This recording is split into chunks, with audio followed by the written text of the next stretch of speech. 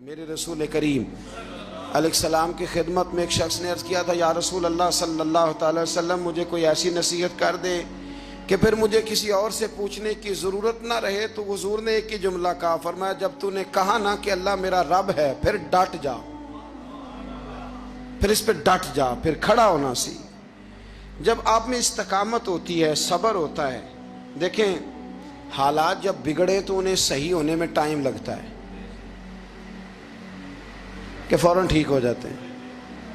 آپ بیمار ہو گئے، تکلیف ہوئی، کوئی آپ کو بیماری لگ گئی، آپ ڈاکٹر صاحب کے پاس گئے، انہوں نے آپ کو دیکھا، ٹریٹمنٹ کی، پھر دوائیاں لکھیں، پھر انہوں نے آپ کو کہا کہ آپ کو 1 ہفتہ یا 1.5 ہفتہ دوائی کھانی ہے، یہ ایک شربت کی شیشی ہے، یہ ایک بوتل ہے، یہ ایک سیرپ ہے، 1 چمچ صبح 1 شام، اور پورا ہفتہ آپ نے استعمال کرنا ہے۔ اب آپ تو کہہ رہے تھے کہ میں نے ابھی ٹھیک ہونا ہے گھنٹے کے بعد، تو سارا نہ پی لوں،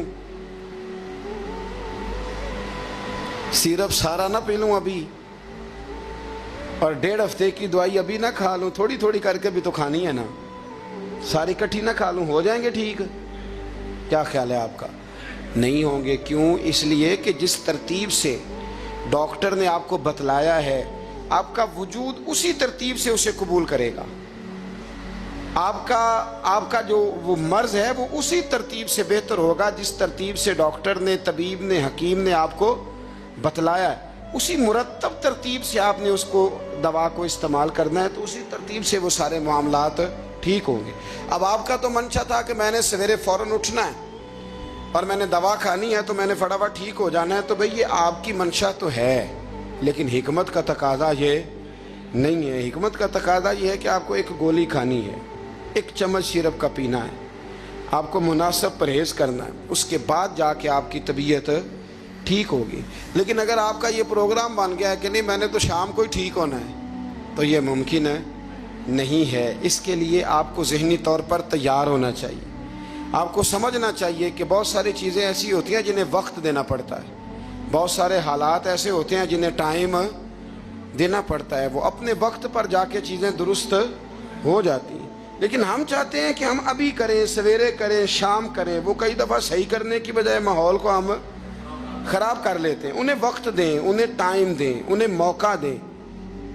میرے رسول کریم صلی اللہ تعالیٰ علیہ وآلہ وسلم ہجرت سے چند دن پہلے نہ خانہ کعبہ کو اندر سے دیکھنے کا دل کیا میرے نبی پاک کا، کیا مجھے مکہ چھوڑ کے مدینہ طیبہ جانا ہے تو میں ذرا کعبہ معظمہ کے اندر سے زیارت کر لوں۔ عثمان بن طلحہ ایک شخص تھا جو کلید بردار تھا، جس کے پاس خانہ کعبہ کی چابی ہوتی تھی۔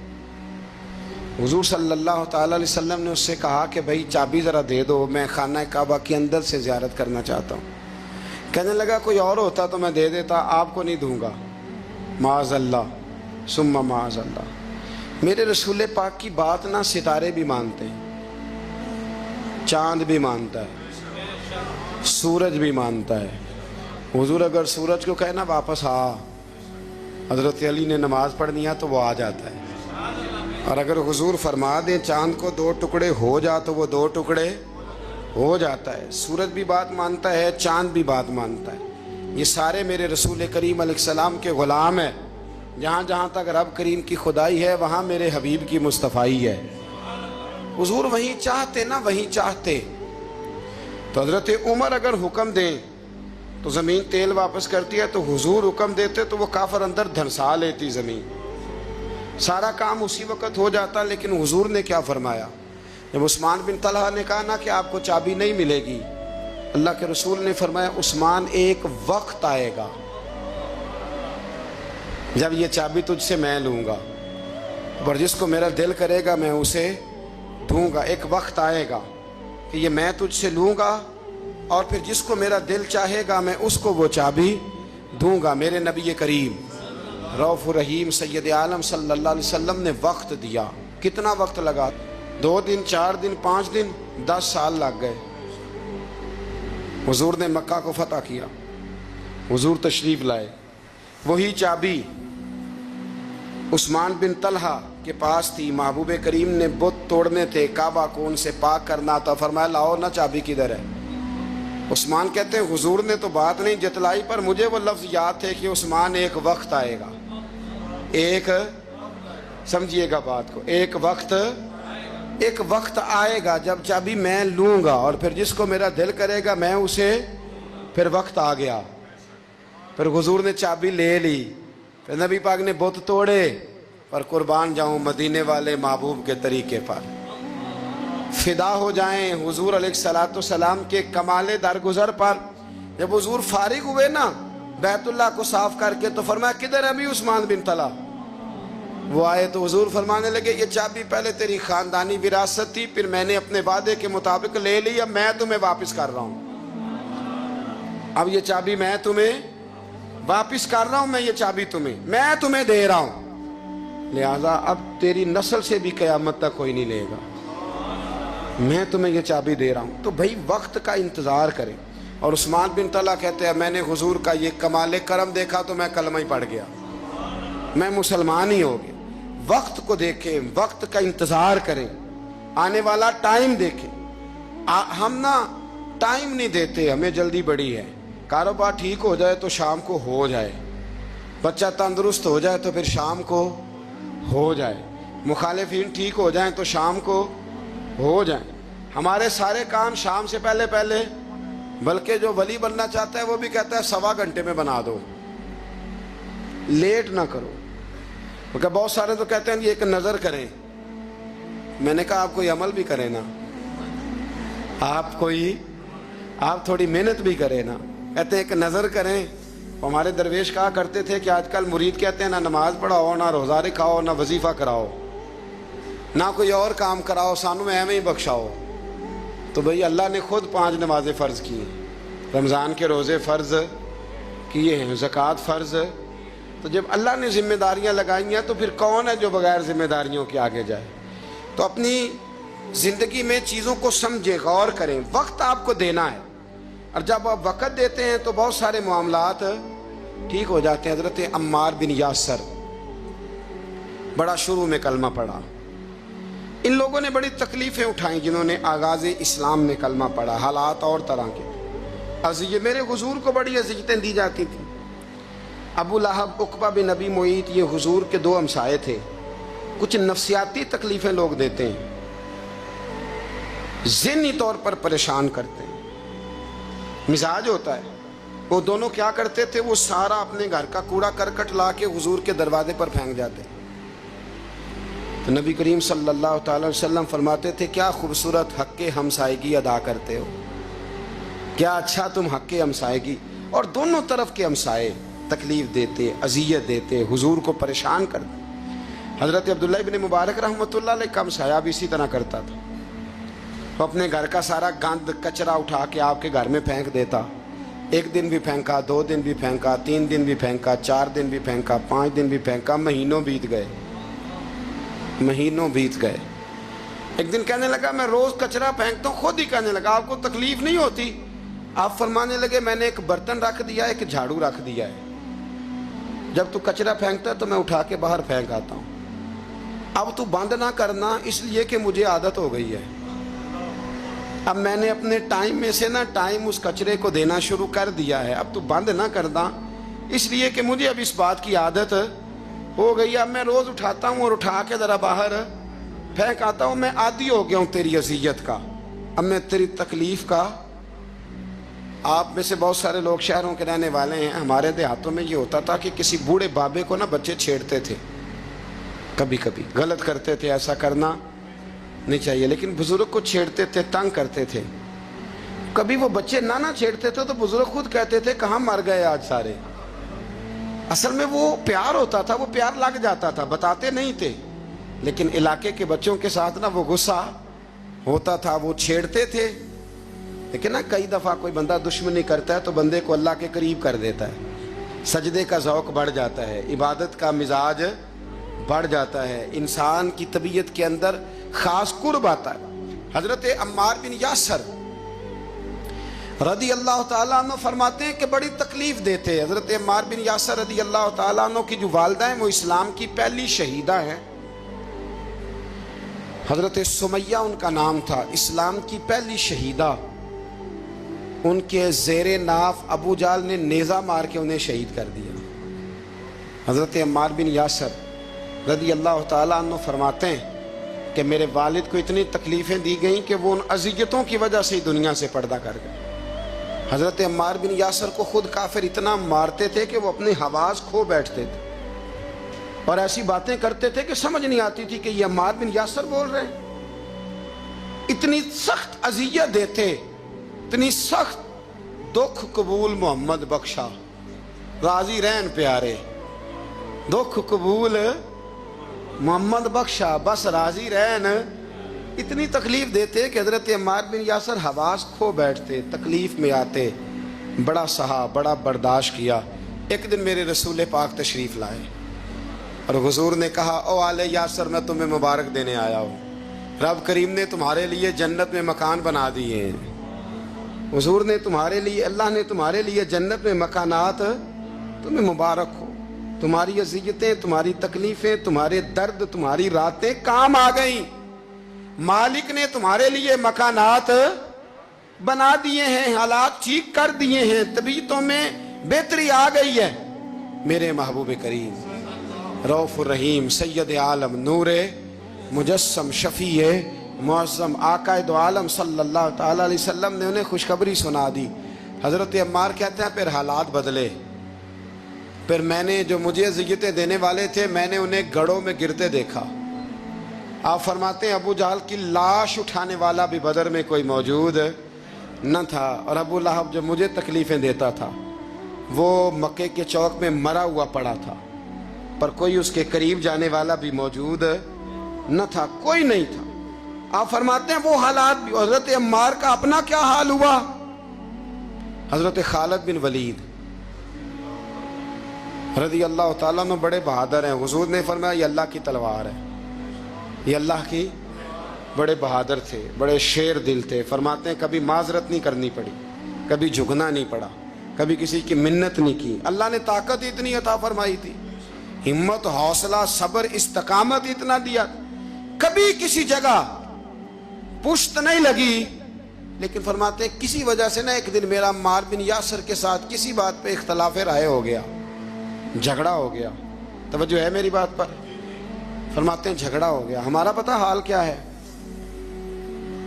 ہمارا یہ حال ہوتا ہے کہ ہمارا جھگڑا ہو جائے تو خیر ہے، لیکن اگر پڑوسی کے بچے لڑ پڑے تو ہم کہتے ہیں اس کی روزی پاک نہیں، اس کی تربیت ٹھیک نہیں۔ ہمارا بھائیوں سے رٹا ہو جائے تو معاملہ اور ہے، کسی کا ہو جائے تو معاملہ اور ہے۔ میں بیمار ہو جاؤں تو آزمائش ہے، اور سامنے والا بیمار ہو جائے تو سزا ہے۔ پھر کیا ہے؟ بلکہ پنجابی کہنے نے کیتیاں نو پھڑیا ہے، یہی کہہ دیتے۔ اور میں بیمار ہو جاؤں تو آزمائش آگے جی اللہ کی طرف سے۔ ایسا نہ کریں۔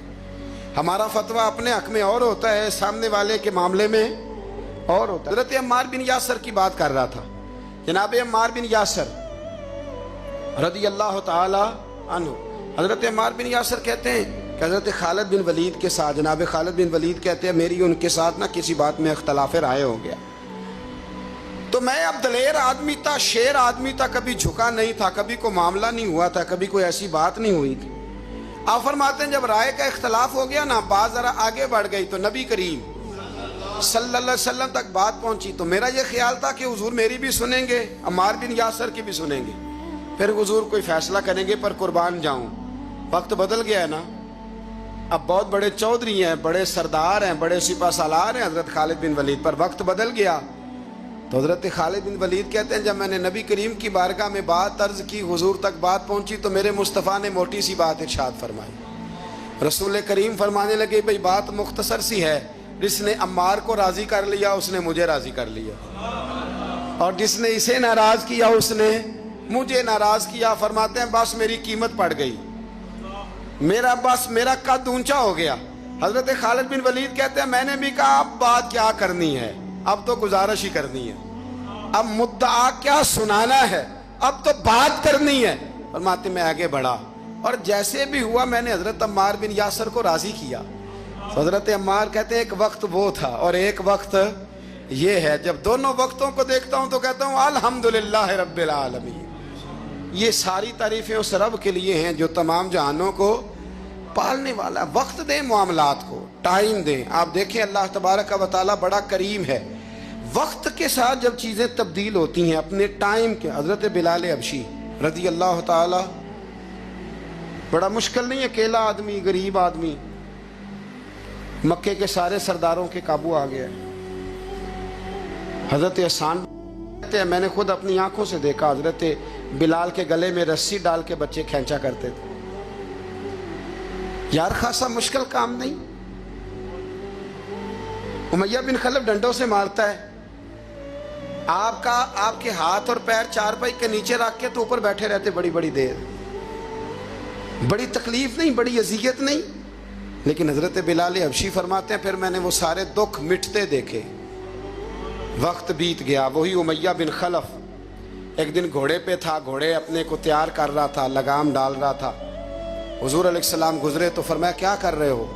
کہنے لگے اس گھوڑے پر بیٹھ کے آپ کو شہید کروں گا. تو حضور فرمانے لگے تیاری کر لے, تجھے قتل میں نہیں کرنا ہے.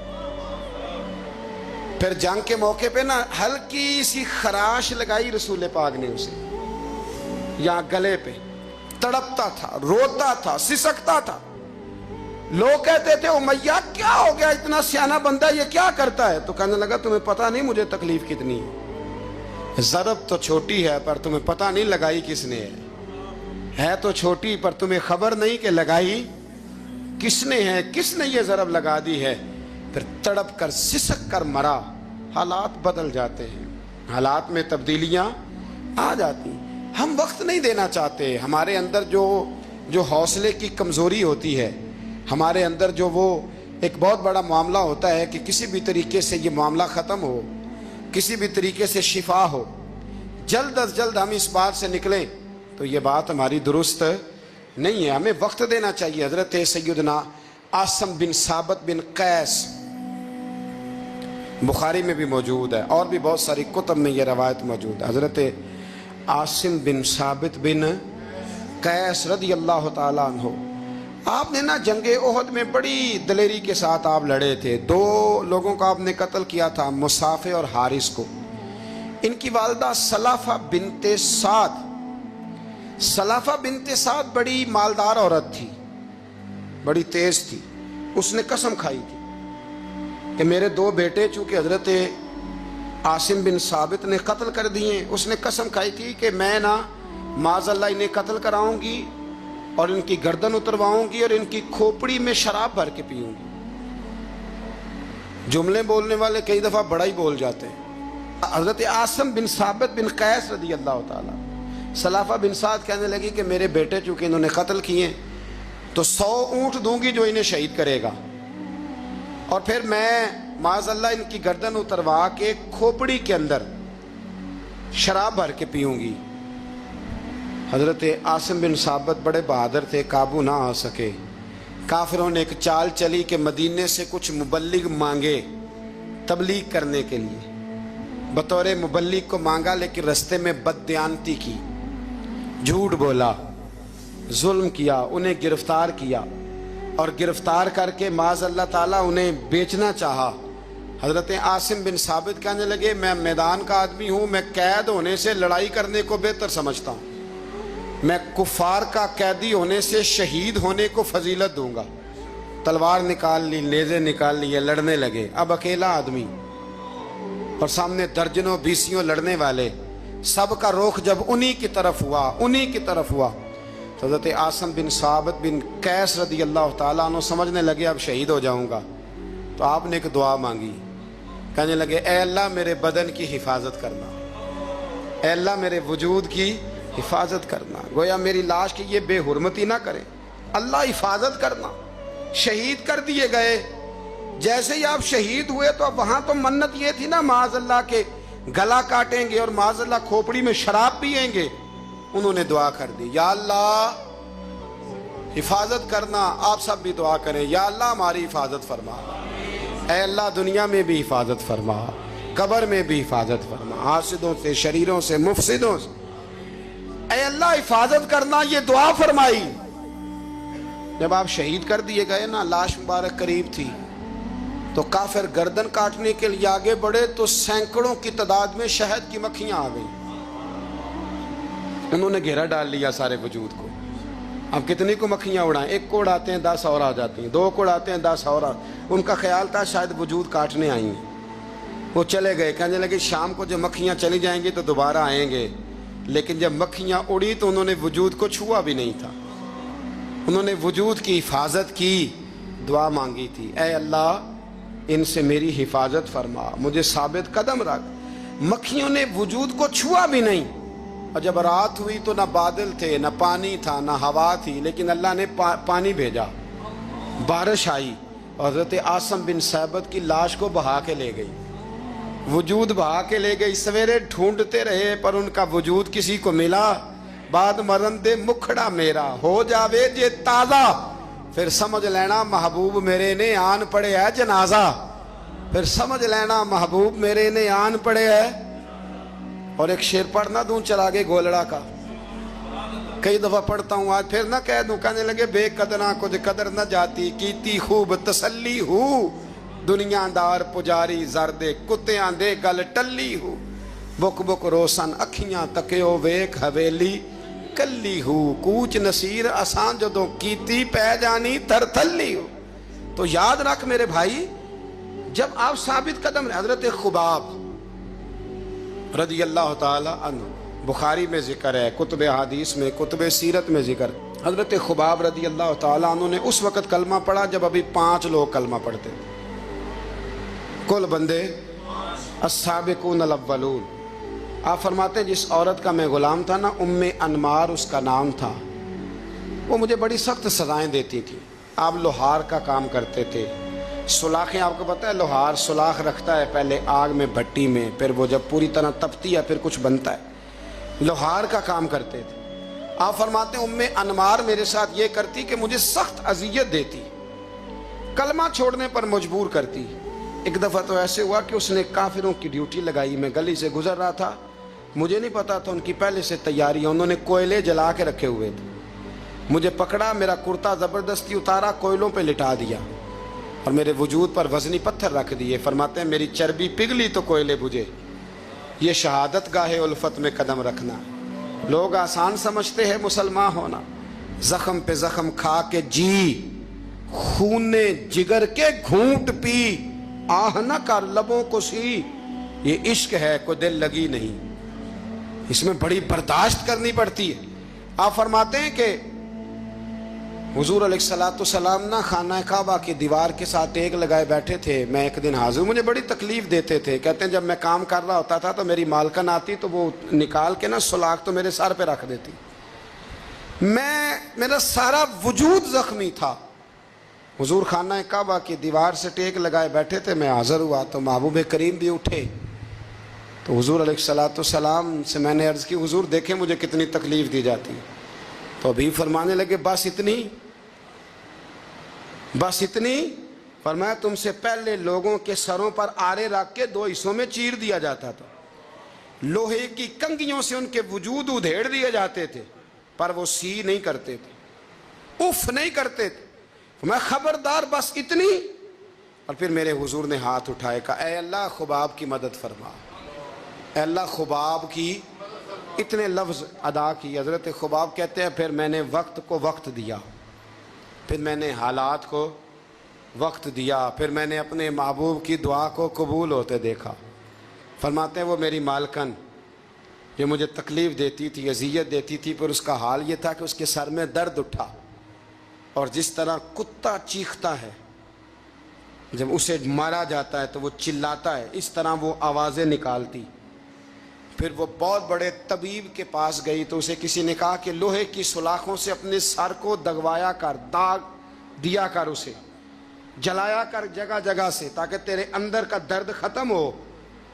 تو آپ فرماتے ہیں پھر لوگوں میں نے صبر اور استقامت کا رزلٹ دیکھا کہ وہ جو مجھے بطور سزا میرے سر پہ سلاخیں رکھتی تھی، پھر وہ بطور دوائی منگانے لگی، میں سلاخ گرم کر کے لاتا اس کے سر پہ رکھتا۔ فرماتے ہیں پھر اسے سکون ہوتا، پھر وہ تڑپتی، اور چونکہ مجھے تو وقت یاد تھا نا، کہتے ہیں لیکن میں مصطفیٰ کریم کا کلمہ پڑھتا تھا، میں نے کبھی دوبارہ پلٹ کر اسے یہ بات یاد نہ کرائی. آپ وقت دیں, ماحول کو ٹائم دیں. آپ دیکھیں, ہاں یہ ضرور دیکھ لیں کہ آپ کے ضمیر کے اندر کوئی ایسی بات تو نہیں, کوئی ایسا معاملہ تو نہیں کہ جہاں آپ غلط ہیں. اور اگر ایسا نہیں پھر آپ وقت دیں آنے والے اسباب کو. ہم نہ بڑی جلدی ہے, ہمیں دعا کرائی ہے تو آج شام تک مسئلہ ٹھیک ہونا چاہیے, دعائی کھائی ہے تو طبیعت شام تک ٹھیک ہونی چاہیے. اگر ہم راہ حق کے مسافر ہیں تو شام کو ہمیں قرب الہی مل چکا ہو, حضور کی بارگاہ کے ہم حضوری ہو چکے ہیں. ایسا نہیں ہے. آپ وقت دیں, سفر کو جاری رکھیں, تسلسل کے ساتھ سفر کریں. سفر کے لیے جتنے اسباب کی ضرورت ہے وہ سارے اکٹھے کریں, محنت پوری کریں, جد و جہد پوری کریں, ہمت پوری کریں, لیکن پھر نتیجہ اپنے رب کریم پہ چھوڑ دیں. پھر رزلٹ اپنے اللہ. کئی دفعہ ہماری چاہت اور ہوتی ہے اور اللہ کی حکمت اور ہو, تو اللہ کی حکمتوں پر بہت ساری چیزوں کو چھوڑے. یہ کامل مومن کی نشانیاں قرآن مجید سورہ انفال میں بیان. ہم نہ بعض ایسی چیزوں کا آہستہ آہستہ شکار ہوتے جا رہے ہیں جن میں ہمیں انتہائی زیادہ سمجھداری کی ضرورت ہے, معاملہ فہمی کی ضرورت. بندہ مومن کیا ہوتا ہے, اس کی علامتیں ہوتی ہیں, اس کی شانیں ہوتی ہیں. مومن کا ایک اپنا وقار ہوتا ہے, اس کی اپنی ایک الگ وزاداری ہوتی ہے, اس کا ایک اپنا اللہ تبارک و تعالیٰ نے سٹیٹس بنایا ہوتا ہے. ہمیں اپنا معیار قائم کرنا چاہیے, اور معیار وہ قلب سے قائم ہوگا, وہ روح سے قائم ہوگا, وہ باطن سے قائم ہوگا. بندہ مومن کا مقام سب سے پہلے اسے خود پتا ہونا چاہیے کہ میرا توکل کتنا مضبوط ہے. اسے خود پتا ہونا چاہیے. مجھے نہیں پتا آپ میں سے فجر کس نے پڑھی ہے, مجھے تو اپنا پتا ہے. یہ ہمیں خود پتا ہونا چاہیے کہ ہمارا معیار کیا ہے نماز کے معاملے. میں نہیں جانتا آپ کی جیبوں میں کتنا ہے اور آپ کتنا اللہ کی راہ میں خرچ کرتے ہیں. یہ بندے کا رب سے رشتہ ہے, یہ آپ جانے, آپ کا خدا جانے, میں جانوں, میرا رب جانے. اللہ کی ذات پر بھروسہ کتنا ہے, یہ لوگوں سے نہ پوچھتے پھریں, لوگوں کو نہ بتاتے پھریں. یہ تو دل کا معاملہ, اپنے آپ سے پوچھیں, اپنے آپ کو خود اپنے سامنے کھڑا کریں, اپنا حساب خود کریں, اپنے سے کبھی کبھی سوال و جواب کریں, اپنے سے گفتگو کریں. پر کیا کریں, ہم ساری زندگی اپنا دنیاوی معیار ہی ٹھیک کرتے رہے, اپنے پیسوں کا حساب ہی لگاتے رہے, گھر, مکان, گاڑی, سٹیٹس, آنا جانا, سلام دعا کتنی ہے. یہ ساری چیزیں جن لوگوں کی مضبوط ہیں, نیند ان کی کچی ہے. دنیاوی سٹیٹس جتنا لوگوں کا مضبوط ہے, سوچیں ان کی ٹوٹی ہوئی ہیں, نظریات بکھرے ہوئے ہیں, لفظوں اور جملوں میں کمزوری ہے, باتیں جو ہیں وہ محسوس ہوتا ہے کہ ابھی تک یہ بندہ اطمینان ہی نہیں حاصل کر سکا زندگی میں, ابھی تک کوئی گفتگو پکی نہیں, کسی بات میں وزن نہیں, کسی جگہ ٹھہراؤ نہیں. کب ہوگا؟ رب کہتا ہے پہلے اپنے دل سے پوچھ. یہ ادھر ادھر کی باتوں سے تو ڈرتا ہے, یہ رب سے کتنا ڈرتا ہے. پتہ ہے نبی پاک علیہ السلام کے صحابہ کا سٹیٹس کیا تھا, معیار کیا تھا رب سے ڈرنے کا؟ دو چیزیں ایمان کو مضبوط کرتی ہیں, ایک رب سے ڈرنا, ایک اس کی رحمت کی امید رکھنا. اللہ تعالیٰ کی رحمت کی امید بھی رج کے رکھنی ہے, اور اس سے ڈرنا ہے تو پھر بھی ذرا صحیح کر کے ڈرنا ہے, کچا پکا نہیں ڈرنا. ڈرنے کی کہانی نہیں بنانی کہ ہو جی اللہ سے ڈر لگتا ہے, وہ ڈرنا ہے. اس ڈرنے سے مطلب ہو کہ اعمال سنورے, اخلاق کردار کے معاملے میں انسان مضبوط ہو جائے, دیانتدار ہو جائے, سچائی والا ہو جائے, صبر و تحمل والا ہو جائے. امید بھی رج کے رکھنی ہے, ڈرنا بھی رج کے ہے.